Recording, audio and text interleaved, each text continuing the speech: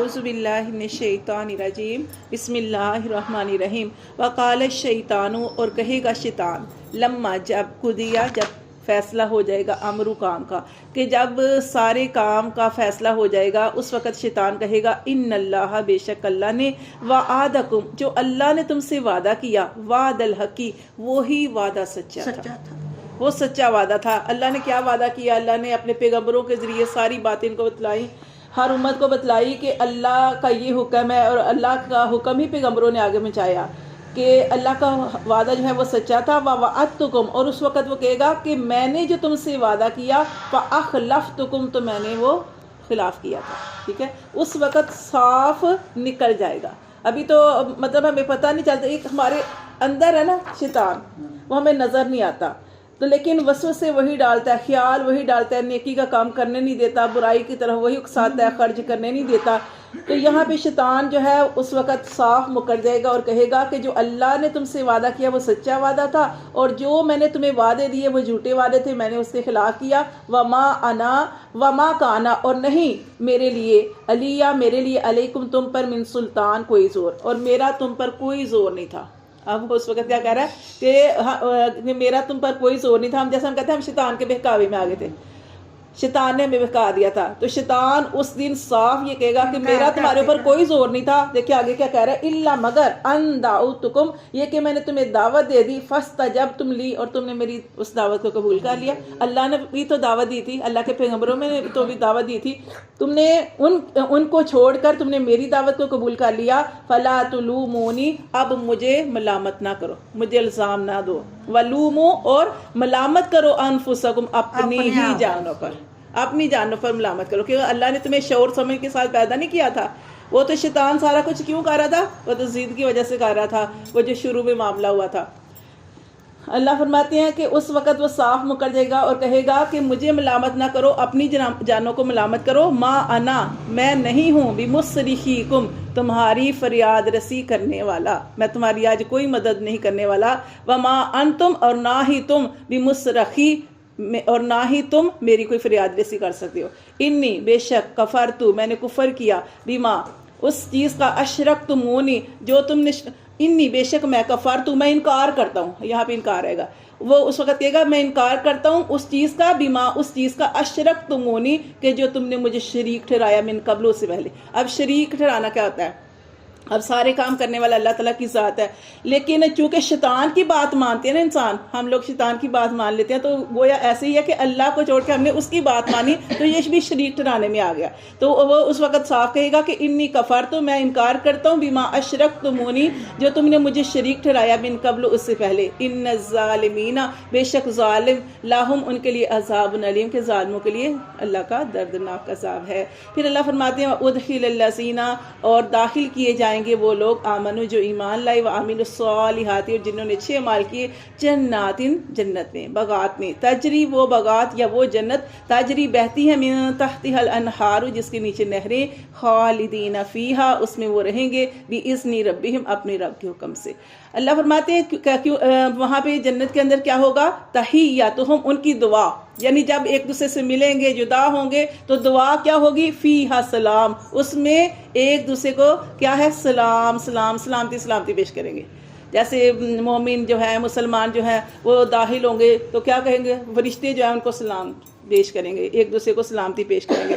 وہاں پہ یعنی السلام علیکم کی اتنی زیادہ فضیلت بتائی ہے کہ دنیا میں ایک دعا ہے نا، ہم کیا کہتے ہیں، السلام علیکم، کہ تم پر سلامتی ہو، تو وہاں پہ بھی جنت میں بھی یہی ہوگا کہ ان کی دعا، ان کا ملنے کے وقت ایک دوسرے کو کیا کہیں گے، سلام، سلام، سلام پیش کریں گے۔ علم، کیا نہیں طرح دیکھا، کیفا، کیسے، ضرب اللہ، بیان کرتا ہے اللہ، مثلا، مثال۔ پھر اللہ پاک یہاں پہ ایک مثال دے رہے ہیں۔ اللہ فرماتے ہیں کیا تو نے نہیں دیکھا کہ کیسے اللہ ایک مثال بیان کرتا ہے، کلماتن، ایک بات کی، طیباتن، وہ بات، طیباتن کشجرۃ طیبہ، کہ ایک پکیزہ بات کی مثال ایسے ہے، کشجرۃ طیبہ، جیسے کہ پکیزہ درخت، پکیزہ بات کی مثال ایسے ہے جیسے پکیزہ درخت، اصلھا ثابتن، اصلھا کہ اس کی جڑیں، جو ایک درخت ہوتا ہے اس کی جڑیں، ثابتن، وہ بڑی مضبوط ہوتی ہیں، اس کی جڑیں مضبوط، وفرعھا، اور اس کی شاخیں، فی السماء، آسمان میں۔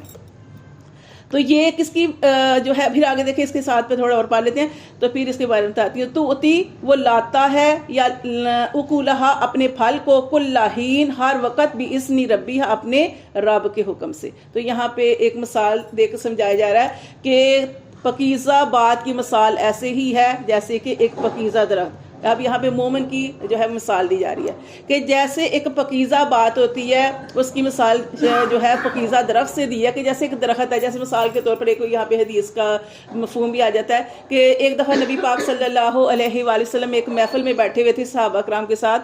تو وہاں پہ آپ صلی اللہ علیہ وآلہ وسلم نے ارشاد فرمایا کہ مسلم کی مثال، مومن کی مثال ایک درخت کی مانند ہے. مسلم کی مثال یا مومن کی مثال جو ایک درخت کی مانند ہے. تو کون مجھے بتائے گا؟ کہتے اس محفل میں بڑے بڑے صحابہ کرام بیٹھے ہوئے تھے، حضرت ابوبکر صدیق بھی اور حضرت عمر فاروق بھی بیٹھے ہوئے، اور بھی صحابہ کرام بیٹھے ہوئے تھے، اور وہاں پہ ابن عمر بھی بیٹھے ہوئے تھے، حضرت عمر کا بیٹا رضی اللہ تعالیٰ، وہ بھی بیٹھے ہوئے تھے. تو اب جب نبی پاک صلی اللہ علیہ وسلم نے یہ سوال کیا، کوئی بھی نہیں بولا. سب نے کہا اللہ اور اللہ کا رسول بہتر جانتے ہیں. جب یہ بات کہی تو حالانکہ جو ابن عمر تھے ان کو مطلب کہ اس بات کا جو اپنے سمجھ آ رہی تھی کہ انہوں ذہن میں بتا رہے تھے، لیکن انہوں نے ادب کیا کہ جب میرے والد صاحب نے نہیں بتایا، جب اتنے بڑے بڑے صحابہ کرام بیٹھے ہیں تو انہوں نے بات نہیں کی تو میں کیوں بولوں. تو وہ خاموش رہے. اچھا، یہاں تک کہ نبی پاک صلی اللہ علیہ وسلم نے اس سوال کا جواب بتا دیا. جب سوال کا جواب بتایا اس وقت بھی وہ نہیں بولے، اس وقت بھی نہیں بولے. کتنا بڑا یہ ادب، یقین کریں ادب سے کامیابی ملتی ہے. ہم کہتے ہیں نا یہ تو مجھے پتا تھا، ابھی کوئی بات کر ہوتا ہے ہم بیچ میں بول پڑتے ہیں. تو وہ نہ گھر گئے، گھر جا کے اپنے باپ سے کہا کہ اس بات کا جو سوال کا جواب تھا نا فوراً میرے ذہن میں آیا اور میں بتانا چاہتا تھا، لیکن میں نے اس لیے نہیں بتایا کہ آپ نہیں بولے تو میں کیسے بولوں. تو حضرت عمر رضی اللہ تعالیٰ کا تھوڑا سا غصہ آیا کہ دیکھو تم بتا دیتے، کیوں نہیں بتایا. لیکن انہوں نے کہا کہ ادب کی وجہ سے.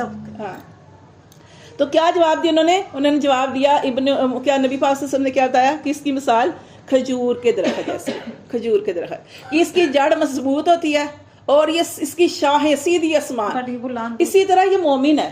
مومن جو بھی عمال کرتا ہے اس کے اوپر جیسے بھی حالات آئے، خوشی کے، غمی میں، صحت، بیماری، کچھ بھی حالات آئے، جیسے بھی حالات آئے، جیسے بھی معاملات آئے، تو کیا کہتا ہے وہ پریشانی کے حالات میں بھی اللہ کا شکر ادا کرتا ہے، اللہ کی حمد تعریف کرتا ہے، تو وہ اللہ کو بڑے مقبول ہوتے ہیں اعمال. اسی طرح جب وہ خوشی کے حالات ہوتے ہیں اس میں بھی ہاں سجدے کرتا ہے، جھکتا ہے، اللہ کا شکر ادا کرتا ہے وہ بھی. تو اس کی مثال کیا دی گئی؟ پکیزہ درخت، کھجور کا درخت، کہ مضبوط جڑیں ہیں، کہ ایسے ایمان والے کا ایمان مضبوط ہوتا ہے، وہ ڈگمگاتا نہیں ہے، اور اس کے اعمال سیدھے. جیسے کھجور کا درخت سیدھا ہوتا ہے، سیدھا ادھر ادھر نہیں جھکاتا، شاہیں سیدھی، ایسے ہی مومن کے اعمال سیدھے اللہ کی طرف جاتے ہیں. ٹھیک ہے، تو یہاں پہ یہ مثال دی گئی ہے. تو اللہ تعالیٰ نے فرمایا کہ توتی وہ لاتا ہے اکولہا اپنے پھل کو، کل حین ہر وقت، بھی اذن ربی ہے اپنے رب کے حکم سے. یعنی کیسے بھی حالات آ جائیں وہ پھل دیتا ہے. یعنی پھر وہ اس میں مومن کی مثال آ گئی. پھر اللہ فرماتے ہیں کہ وَيَضْرِبُ اللَّهُ الْأَمْثَالَ، اور بیان کرتا ہے اللہ مثال، لِلنَّاسِ ان لوگوں کے لیے،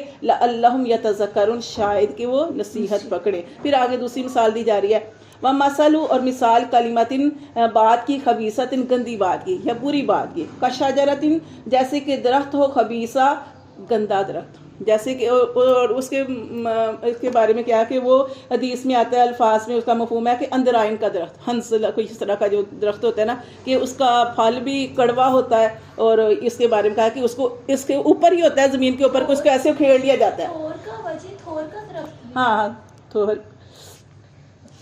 تو یہاں پہ یہ بتایا گیا ہے کہ مثال گندی بات کی یا برے عمل کی کہہ لیں، بری بات کی، برے عمل کی، کہ جیسے کہ ایک درخت ہوتا ہے، کہ وہ درخت کون سا درخت؟ گندا درخت. کہ اس کے بارے میں بتایا گیا کہ خبیثتی نجتس، کہ اس کی جو کیا ہے، اس کی جو جڑ ہے وہ کیسی ہوتی ہے کہ کمزور ہوتی ہے، من فوق الارض، وہ یعنی اس کو قرار نہیں ہوتا.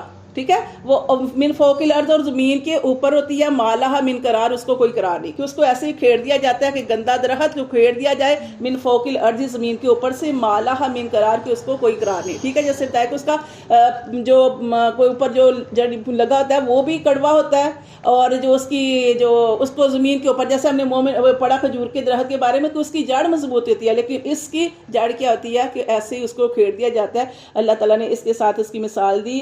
پھر اللہ تعالیٰ تعالیٰ فرمائے یثبت اللہ الذین، اللہ تبارک و تعالیٰ ثابت قدم رکھتے ہیں ان لوگوں کو آمن جو ایمان لائے، بالقول ثابت بات سے، فی الحیات دنیا، دنیا کی زندگی میں، وفی الآخرہ اور آخرت میں، ویضل اللہ الظالمین اور اللہ تعالیٰ جو ہے وہ گمراہ کرتے ہیں ظالموں کو، ویفعل اللہ اور کرتے ہیں اللہ تعالیٰ کرتا ہے ما یشاء جو اللہ تبارک و تعالیٰ چاہتا ہے۔ صدق اللہ العظیم۔